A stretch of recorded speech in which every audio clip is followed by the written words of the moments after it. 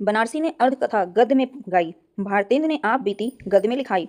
जोश मलिहाबादी की यादों की बारात निराली, विश्वनाथ के अस्थि भवति में सादगी वाली। अर्ध कथानक बनारसी दास जैन, पहली गद्य वाली, पहली पद्य वाली। कुछ आप बीती भारतेंदु हरिश्चंद्र, पहली गद्य वाली। जो भी हरिश्चंद्र बनेंगे उनके ऊपर कुछ तो बीतेगा ही, तो वो अपनी क्या करते हैं, आप बीती सुनाते हैं, कुछ आप बीती। ठीक है। जोश मलिहाबादी, यादों की बारात है आत्मकथा जोश मलिहाबादी का। तो जब आप जोश में होते हैं तो आप कुछ कर देते हैं, तो बस आपके पास क्या रह जाता है, जोशीली यादें ही रह जाती हैं, मतलब कि जोश में यादें रह जाती हैं, बस यादों की बारात रह जाती है। जय हिंद दोस्तों, और बताइए आप लोग कैसे हैं। आई होप आप सभी लोग स्वस्थ होंगे, मस्त होंगे और सफलता की ओर अग्रसर होंगे। तो चलते हैं, आज हम देखते हैं हिंदी साहित्य का आत्मकथा। इससे पहले हिंदी साहित्य का आप लोग प्लेलिस्ट पहले चेक कर लीजिए, वहाँ पे हिंदी साहित्य से मतलब एग्ज़ाम ओरिएंटेड, सुपर टेट से रिलेटेड आपको सभी कुछ मिल जाएंगे, वो भी आपको कविता के फॉर्म में, मतलब पोएम के फॉर्म में, सॉन्ग के फॉर्म में, और शॉर्ट ट्रिक के। ऐसे शॉर्ट ट्रिक जो आपके दिमाग में एकदम बैठ जाएं, एकदम ऐसा कनेक्टेड शॉर्ट ट्रिक के साथ आपको मिलेगा वहाँ पे। तो फर्स्टली आप लोग प्लेलिस्ट चेक करिए और आप देखिए कि अगर आपके लायक है कुछ, मतलब आपको सही लगता है तो आप लोग पढ़िए, अदरवाइज तो आप बहुत सारे यूट्यूब पे हैं, आप वहाँ पे भी देख सकते हैं। ठीक है।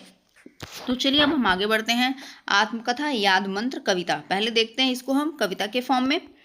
बनारसी ने अर्धकथा गद्य में गाई, ये कब था, 1641 में। ठीक है।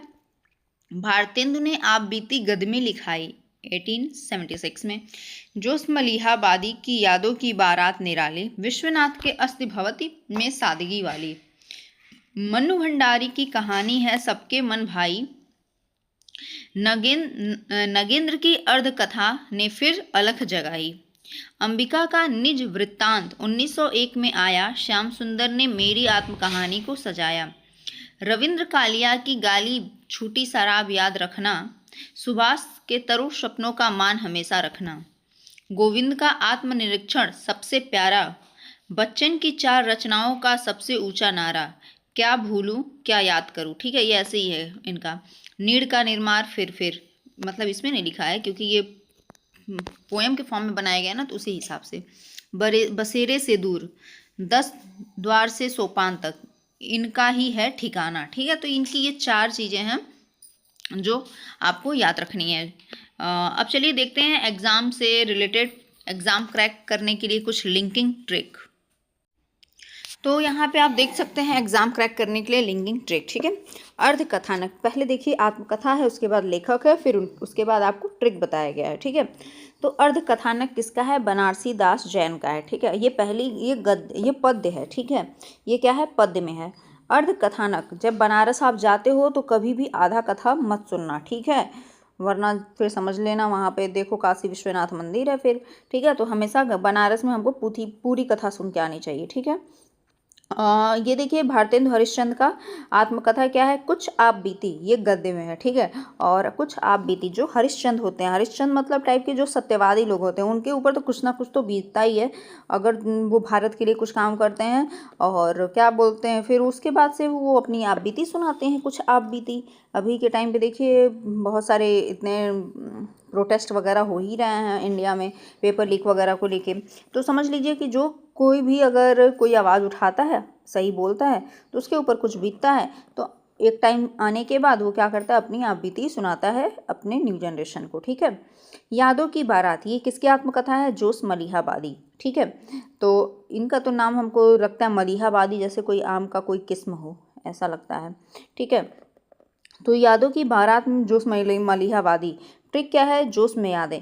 तो आप इसको भी याद कर सकते हैं कि जोशीली यादें। ठीक है, जोशीली यादों की बारात। ठीक है, ऐसे भी कर सकते हो। मान लीजिए आपको बहुत ज़्यादा जोश आया तो कुछ आपने ऐसा काम कर दिया, कहीं गए मारपीट कर लिए, कोई गया तो कुछ अच्छा ही काम कर दिया, कोई गया तो बुरा भी काम कर दिया। तो इस तरीके से दोनों काम हो सकते हैं।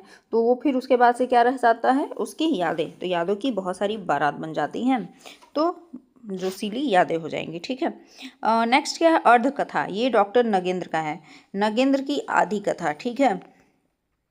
जब आप किसी नाग को आधी कथा सुनाओगे तो नग से या नगेंद्र से याद करो नाग। ठीक है। जब किसी का नाग को आप आधी कथा सुनाओगे तो आपको क्या करेगा, कुछ भी नहीं करेगा, आपकी आधी कथा सुन के भाग जाएगा क्योंकि उसको इंटरेस्ट नहीं आएगा। ओके। ठीक है।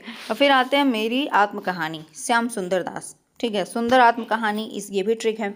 और आप ये भी सोच सकते हो कि मेरी आत्मकहानी, जब कोई मेरी आत्मकहानी मतलब कि अपनी कहानी, आप खुद से कनेक्ट करो अपनी कहानी। और क्या आपकी कहानी जो होगी वो सुंदर नहीं होगी, अच्छी नहीं होगी? सबकी आत्मकहानी क्या होती है? सुंदर होती है, अच्छी होती है। तो सब लोग कहते हैं मेरी आत्मकहानी क्या है? सुंदर है। ठीक है, तो क्या है? सुंदर आत्मकहानी। गालिब छूटी शराब, ये कौन लिखा है? रविंद्र कालिया। ठीक है, अब इसको देखो, कालिया को शराब छोड़ी, कालिया ने शराब छोड़ी, ये भी कह सकते हो। और दूसरी, मान लो कोई कालिया है, तो पहला कैसे है? वो कालिया है, मतलब कि काला है। दूसरे ऊपर वो शराब पीता है, तब तो उसका लाइफ चौपट ही एक तरीके से, मतलब उससे कोई शादी वगैरह नहीं करेगा। तो अब उसको क्या करना है? शादी करना है। तो क्या करता है? तो कालापन तो अपना फेयर एंड लवली लगा लगा के हटाने की कोशिश करता है, बट दुर्भाग्यवश वो उतना हटता ही नहीं है। और फिर तब क्या करता है? लास्ट में उसको अपना शराब छोड़ना पड़ता है। तो कालिया फिर क्या करता है? गालिब छूटी शराब बोलता है, सब लोग उसको कहते हैं कालिया कालिया। ठीक है, तो कालिया ने शराब छोड़ दी। ठीक है। तरुण के स्वप्न, सुभाष चंद्र बोस। और ऐसे इसको आप कैसे याद रखोगे? सुभाष के युवा सपने। ठीक है, तो तरुण के सपने, तरुण का मतलब कि जब आप यंग होते हो तो आपके यंग होने पर आपके बहुत सारे सपने होते हैं। ठीक है, और सुभाष मतलब होता है कि स्मेल, लेकिन स्मेल कैसी? वो एकदम अच्छी वाली, जो आप सुगंध एकदम फैल जाए वैसा है। ठीक है, तो जब आप यंग होते हैं तो आपको एक बहुत अच्छी वाली स्वप्न होती है, महक उठने वाली, जिसको सपने के बारे में आप सबको बताओगे तो वो एक वहाँ का जो एनवायरनमेंट है वो पूरा एक फुल पॉजिटिव फॉर्म में आ जाता है।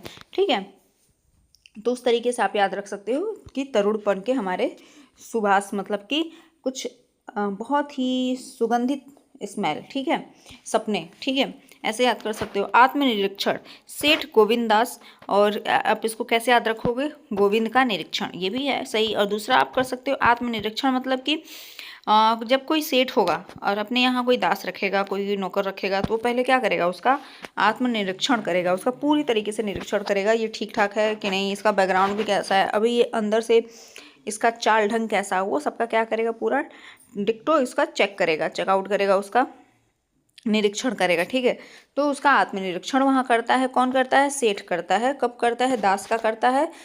ठीक है, बच्चन की 4 रचनाएं, अभी आपने देखा है। क्या याद करूँ?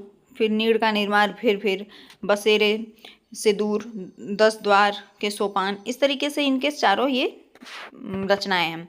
तो हरिवंश राय बच्चन है। ठीक है, बच्चन की 4 रचनाएं मतलब कि आप कह सकते हो कि जो बच्चे होते हैं वो क्या करते हैं? अपने बसेरे से दूर, मतलब जहाँ उनका घर होता है वहाँ नहीं जाते हैं, रहते हैं, वो चले जाएंगे कहीं दूर, फिर वहाँ खेलेंगे कूदेंगे। फिर वो वहाँ पे नीड़ का निर्माण करते हैं, मतलब कि अपना एक तरीके से घोंसला बनाते हैं, छोटा छोटा सा घर वर बनाएंगे कुछ। ठीक है, वहाँ पे 10 द्वार बनाएंगे। तो इस तरीके से आप हरिवंश राय बच्चन का याद कर सकते हैं। ठीक है, तो यहाँ पे सबका ये ख़त्म होता है।